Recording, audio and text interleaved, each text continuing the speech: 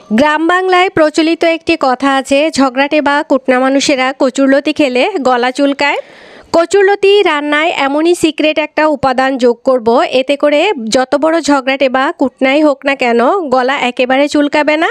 কচুরলতি রান্না করার জন্য এখানে চিংড়ি মাছ সব ধরনের মশলা দিয়ে খুব ভালো করে কষিয়ে নিয়েছি। এরপর কচুরলতিগুলো ধুয়ে রেখেছি, সেটা দিয়ে দিলাম। দেওয়ার পর ঢাকনা দিয়ে ঢেকে কিছুটা সময় কষিয়ে নিব। কিছুটা সময় কষিয়ে নেওয়ার পর নাড়াচাড়া করে আবারও কিছুটা সময় কষিয়ে নিব, যাতে করে কচুরলতি 40%-এর মতো সেদ্ধ হয়ে যায়।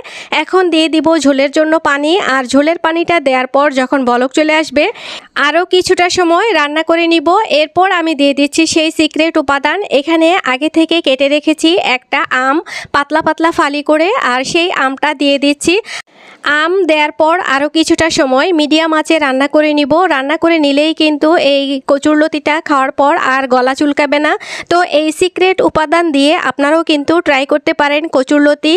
অনেক কার্যকরী এই টিপসের ভিডিওটি যদি আপনাদের কাছে ভালো লাগে, আপনারা একটা লাইক দিয়ে ফ্রেন্ডস ও ফ্যামিলির সাথে শেয়ার করে রেখে দিতে পারেন। আবারও চলে আসবো নতুন কোনো রেসিপি নিয়ে। আজকের মতো এই পর্যন্তই। আল্লাহ হাফিজ।